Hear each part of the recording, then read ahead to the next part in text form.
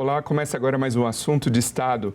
E hoje a gente vai falar aqui no programa sobre a tragédia climática que devastou o Rio Grande do Sul e continua apresentando consequências para o povo gaúcho.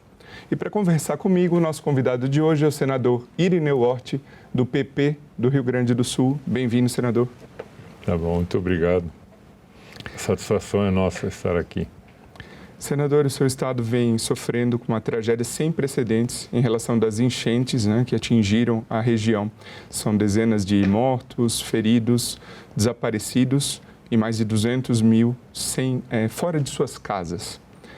Como tem sido para o senhor, um senador recém-empossado, tratar desse desafio aqui na casa? Na verdade, é uma situação indesejada. Ninguém imagina isso, ninguém está preparado para tal situação, né? Embora já se tinha algumas previsões recentes de que poderia acontecer algo parecido. De toda forma, é um susto para todo mundo, tanto para os governantes municipais, estaduais e mesmo federais, né? E não tem o que fazer contra os efeitos da natureza, contra a chuva, contra o vento que acontece, não tem muito o que fazer. Agora, dá para prevenir, podia ter prevenido algumas coisas, sim. Algumas foram prevenidas, outras não. Mas hoje, você acabou de citar, nós perdemos muita gente, já passa de 100 o número de mortos, 140 desaparecidos, né? Pessoas atingidas no estado, nos 425 municípios que tinham decretado situação de calamidade. Nós temos mais de 1.400.000 pessoas que foram atingidas. Evidente que algumas com mais intensidade, outras com menos, outras com muito pouco, né? Mas é uma situação que atinge praticamente todo o estado. Ficaram apenas em torno de 60 municípios que não foram atingidos.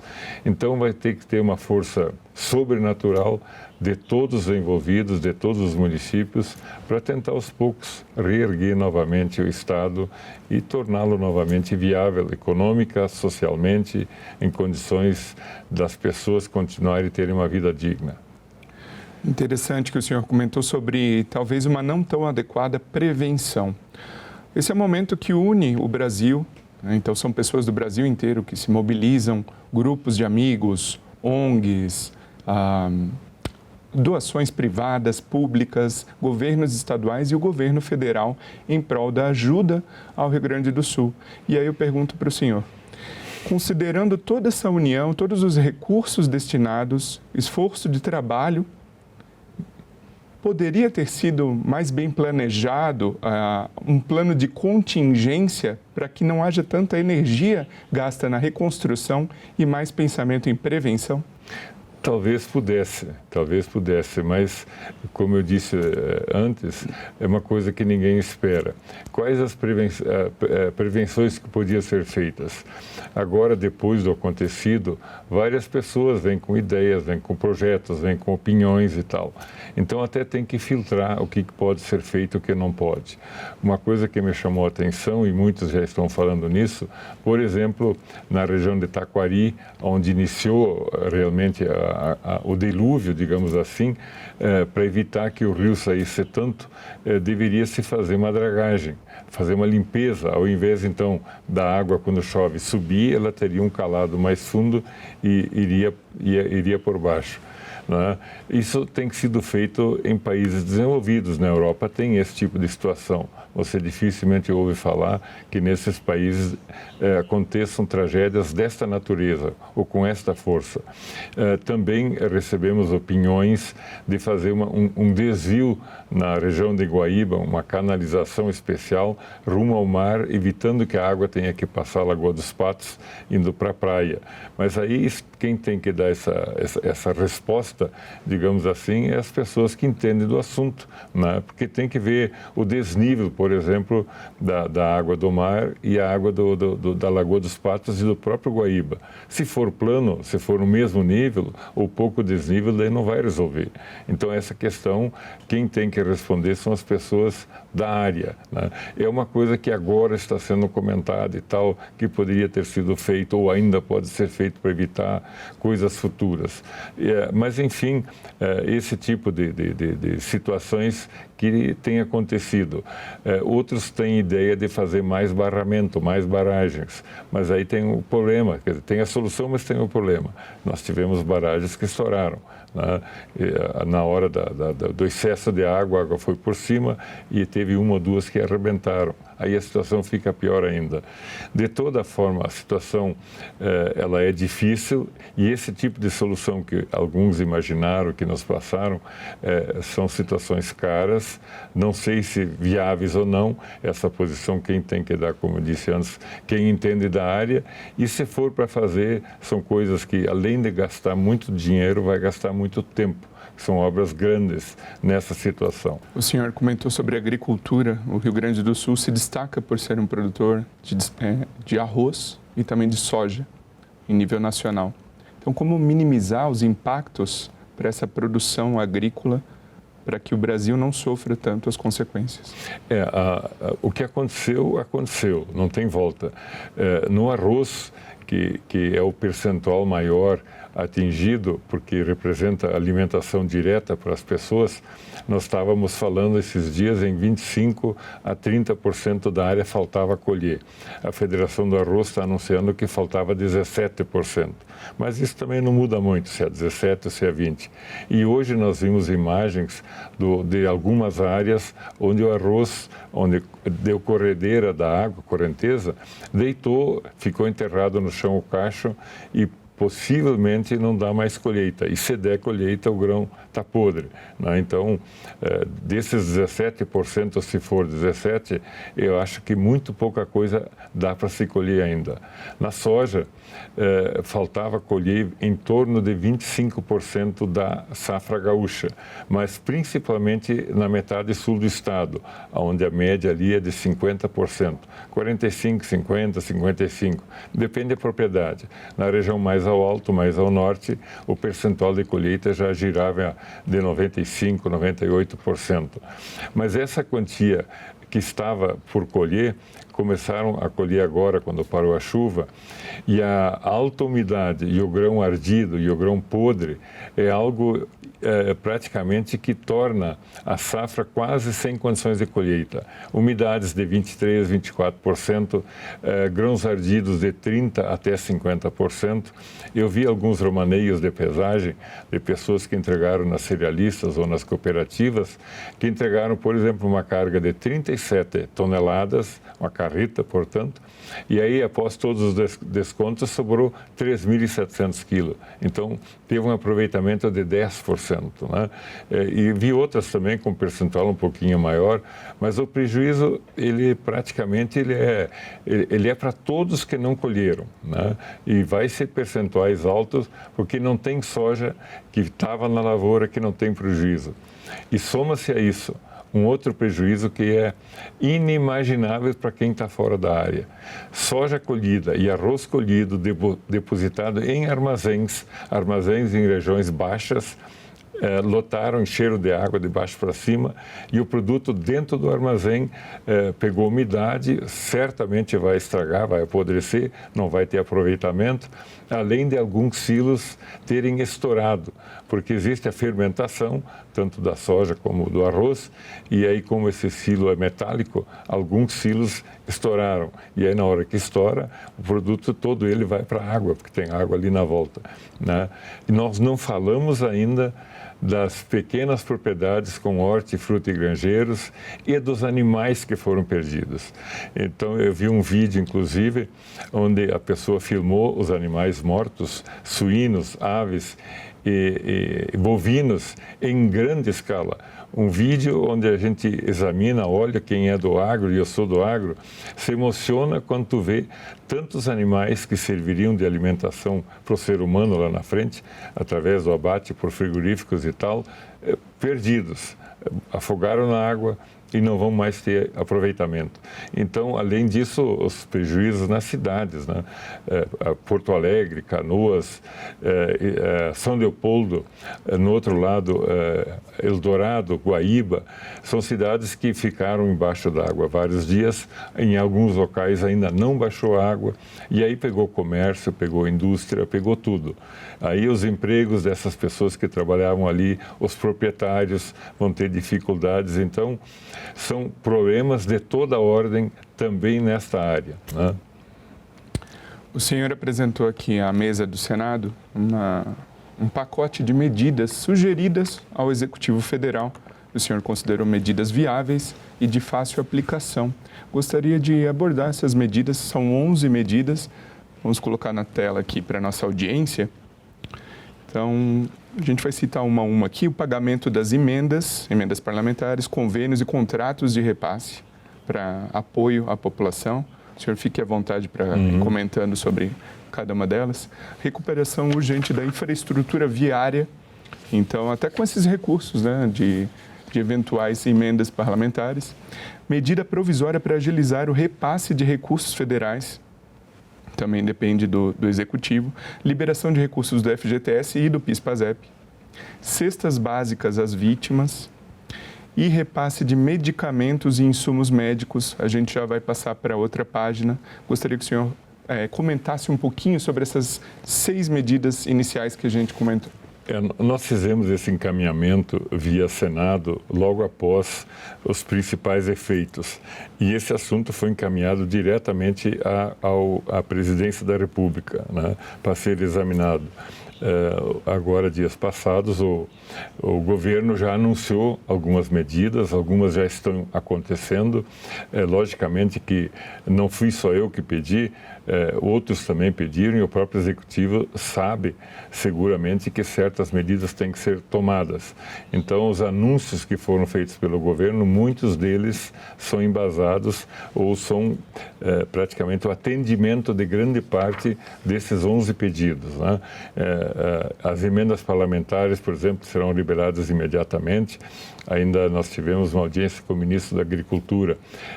Na área das emendas parlamentares da agricultura, 24 milhões deverão ser liberados imediatamente, que estão praticamente já dentro das emendas solicitadas pelos legisladores, pelos deputados e senadores, assim como em outras áreas. As emendas todas, por decisão governamental, deverão ser liberadas em todas as áreas, saúde, agricultura e assim por diante. Então, este é uma primeira injeção que vai diretamente para os municípios que foram atingidos para poder iniciar suas obras. E quando você fala aqui a recuperação de estradas e tal, prioritariamente dá condições de trafegabilidade, né? Recuperar 100%, isso vai demorar mais tempo. Nós temos BRs, RS, que são rodovias estaduais, e municipais danificadas, né? O conserto de muitas delas já aconteceram, principalmente onde houve desmoronamento, que é uma coisa mais fácil, em relação às pontes, né? As pontes que caíram, algumas em rodovias de muita movimentação, a reconstrução vai demorar mais. Não tem como fazer uma ponte num rio maior, mesmo que seja uma sanga menor, num curto espaço de tempo. Mas que se dê condições, se não naquele local, mas que se dê condições para se chegar à cidade. Nós ainda temos muitas cidades sem acesso, né? Sem acesso através de rodovia, só através de helicóptero ou avião, se tiver aeroporto, né? Então, pessoas isoladas nessas cidades. E nós falamos normalmente das cidades que estão mais na linha ali de Porto Alegre, Lajeado, Estrela e tal. Mas nós temos muitas outras cidades que não estão no foco da grande imprensa e que receberam e estão em estado de calamidade pública. São Cepé é uma das cidades que fica fora daquele contexto das prejudicadas, porque não passa rio ali perto, mas ali subiu a água, né? São Cepé, algumas cidades menores na Quarta Colônia, que é próximo ali de Santa Maria, rumo quem vai a Porto Alegre, né, lá em Eldorado do Sul, que é adiante de Porto Alegre, Eldorado do Sul, Guaíba, Eldorado, a informação que nós temos é que a cidade está 100% submersa na água. Né?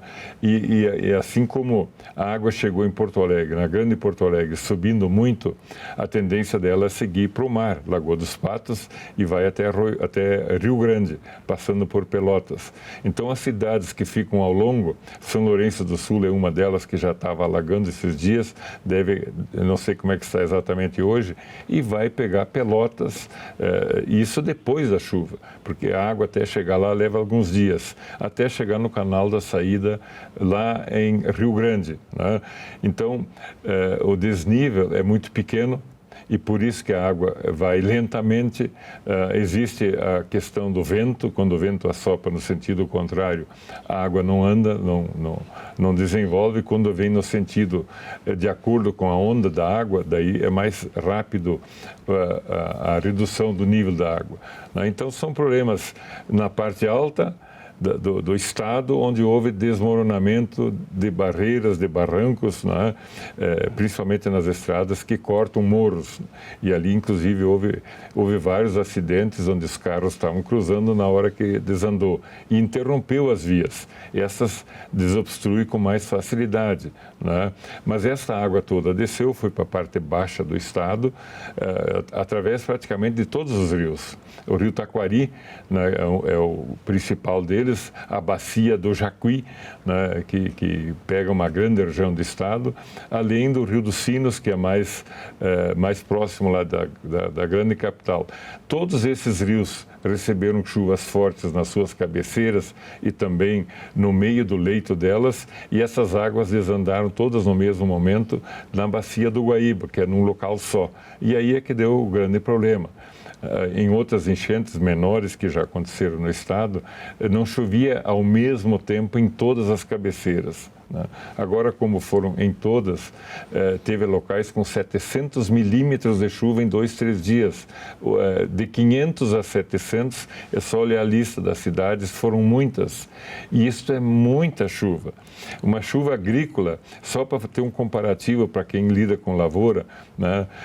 Na época que chove pouco no verão, quando dá uma chuva de 20 ou 30, 40 milímetros, 50, quando dá 50 é que bela chuva, né? Mas deu 700, são 14 vezes mais do que uma boa chuva agrícola, né? E numa região grande. Então, é só analisar, fazer o cálculo friamente, quanta água numa região tão grande de abrangência. E a outra parte do estado que vai para o lado do Rio Uruguai, que existe o Rio Grande do Sul tem um corte, onde se diz que é o divisor de águas, né? A parte que pende para o Rio Uruguai, também houve bastante chuva, muitos rios subiram, tem problemas ao longo de todo o Rio Uruguai. Lá também a água, na ponta perto de Uruguaiana ali, ela sobe sempre depois da chuva. A água chove na cabeceira dos rios afluentes, né? E ela vai descendo aos poucos e vai subindo devagarzinho, às vezes já tem sol, já abriu o tempo e aí que a água está chegando. Então tem flagelados na bacia do Uruguai e na bacia do Guaíba. Então é muita gente. E para ajudar essas pessoas, eu gostaria de apresentar e concluir aqui a relação de ações que o senhor sugeriu: antecipação das parcelas de seguro-desemprego, ampliação em 100% do Bolsa Família, por um prazo mínimo de 5 meses, isenção da tarifa de energia, por um período também, novas unidades habitacionais, muitos desabrigados, e uma resolução do Conselho Monetário Nacional com a prorrogação do financiamento de crédito rural, que vai ao encontro da minha próxima pergunta, que é um projeto de lei complementar que o senhor apresentou, que dá uma suspensão emergencial nas dívidas do Estado do Rio Grande do Sul com a União.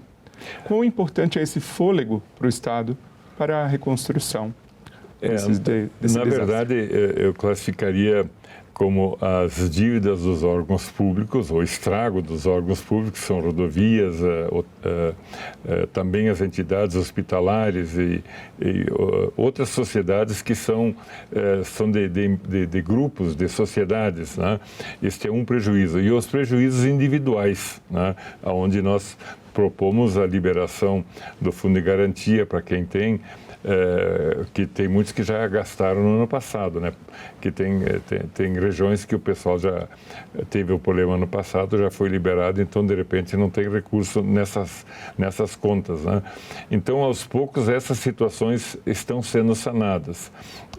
O governo, nos anúncios que fez, algumas dessas medidas já estão, pelo menos foram anunciadas. Em prática, talvez ainda não, mas devem acontecer nos próximos dias. E eu tenho acompanhado muitas reuniões aqui, reuniões da bancada gaúcha, reuniões com o governador do estado, algumas presenciais e outras digitalmente, virtuais no caso. Outro dia nós tivemos uma reunião com o presidente da República, onde a equipe toda anunciou várias medidas, né? Então eu estou vendo que está todo mundo envolvido, imbuído de resolver as questões. E lógico, tem as questões de curto prazo, que são as imediatas, que é salvar vidas, salvar pessoas, né? As que se foram, infelizmente, não tem jeito, as perdidas, que muita gente desaparecida, né? Também vai ter um tempo aí para tentar encontrá-las, né? E aqueles desabrigados, então a construção de casas é uma questão que tem que ser analisada com urgência, as pessoas não têm onde morar, muitas delas, né? E essas medidas são governamentais e são particulares. Tem muita gente que vai procurar uma saída de outra forma. Eu já quero começar a responder essa pergunta onde você fala da área rural, né? Eu estive com o ministro outro dia, e o ministro, que é meu amigo já de longa data, de outras histórias, né? Eu havia pedido uma paralisação, digamos assim, uma suspensão temporária das contas de todas as pessoas atingidas, quem deve em banco, impostos e tal, que fosse suspenso por 12 meses. E a partir ou dentro desses 12 meses, no decorrer deles, procurar fazer uma moratória, especialmente para quem está na área do campo, por 10 anos, com 3 anos de carência. Alguém vai dizer, mas é muito tempo. Não é. As pessoas perderam tudo. Tem muitas pessoas que perderam os animais, perderam a casa, perderam máquinas, muita máquina foi perdida, perderam a produção e não tem de onde tirar para recomeçar. Então, por isso que tem que fazer um financiamento. A ideia é juros baratos, juros baixos, 3% que o produtor pagaria ou aquele que tomou o empréstimo e o resto com subsídio governamental. O governo pagaria o subsídio e esse valor não é tão importante assim. Nós não fomos atendidos nos 12 meses, mas sim 90 dias. O ministro já anunciou isso outro dia, né? Então, ele comentando na conversa que eu tive com ele, ele disse, olha, mas nós queremos resolver em 90 dias. Dentro dos 90 dias, propormos uma saída, acharmos uma saída para que possamos, então, prolongar essa dívida toda. Então, eu acho que até é melhor do que os 12 meses. Ao invés de 12, são 3 meses. Só que o governo e as pessoas, as instituições, vão ter que se agilizar para, neste período, poder sanar. E nesses 90 dias, ninguém seria prejudicado ou executado, coisa assim. Então, essas medidas já estão implementadas, estão sendo implementadas, e é o começo para resolver os problemas de curto prazo. A parte da reconstrução é o passo seguinte, né? Então, primeiro tem que ir por prioridade, como eu já falei antes, primeiro as pessoas, né? E posteriormente, então, tem que começar a fazer a reconstrução. Senador, esse ano o Senado completa 200 anos da sua existência. Eu gostaria que o senhor comentasse aqui sobre a importância dessa Casa, do Senado Federal, na mobilização do país em situações como essa que acomete o Rio Grande do Sul. Sabes que tudo que acontece no país tem que ser feita legislação. O órgão público diz que só pode executar as coisas que tem lei. Diferente da iniciativa privada, que pode fazer tudo, só não o que a lei proíbe. Então, as leis revisoras do país passam primeiramente pela Câmara dos Deputados, ou às vezes até posição inversa, mas o órgão revisor é o Senado. Então, muitas coisas nesses 200 anos passaram pelo Senado. A própria Constituição, a palavra final foi do Senado. E agora, com relação a essa situação caótica do Rio Grande do Sul, especificamente, né, o Senado tem se reunido, foi criado, inclusive, uma comissão por determinação do presidente Pacheco, que é formada por 8 senadores, os 3 senadores do Rio Grande do Sul, mais 5 de fora, e nós já montamos um plano de trabalho, um plano de execução de trabalho para fiscalizar, acompanhar e também indicar recursos, né? Então, essa comissão ela tem como presidente o senador Paulo Paim, eu sou vice-presidente, e o senador Mourão é o relator. Nós vamos levantar mais situações, mais informações. Então, o Senado está imbuído, está envolvido, agora que eu estou aqui há pouco tempo, nessa situação, mas também deve estar preparado e não pode esquecer do resto do Brasil. Senador Irineu Orti, muito obrigado pela sua participação aqui no Assunto de Estado. Tá bom, eu que agradeço, né? E quero aproveitar ainda, por último, agradecer aos auxílios de todos os brasileiros, de todos os estados que estão enviando recursos financeiros ou bens de consumo, bens materiais que as pessoas precisam. Nesse momento, nós somos um país único. Então, os irmãos brasileiros fora do Rio Grande do Sul têm dado uma contribuição espetacular. E esperamos que isso possa continuar e nós, no menor espaço de tempo possível, podermos recuperar o estado do Rio Grande do Sul, que é tão importante na produção de alimentos e de máquinas e de equipamentos, que as maiores fábricas de máquinas e equipamentos estão no Rio Grande do Sul, e também a grande produção de alimentos. Então, o esforço de todos seguramente vai minimizar a situação para todos, porque não produzindo, o Rio Grande não produzindo, vai afetar a economia brasileira. Então, a recuperação no menor espaço de tempo possível é fundamental. Muito obrigado pela oportunidade. E o meu muito obrigado a você que nos prestigia com a sua audiência. Essa entrevista já está disponível para você rever ou compartilhar no nosso site senado.leg.br/tv ou também no nosso canal no YouTube. Aproveita e se inscreve lá e ativa o sininho para receber as notificações. Até o próximo programa.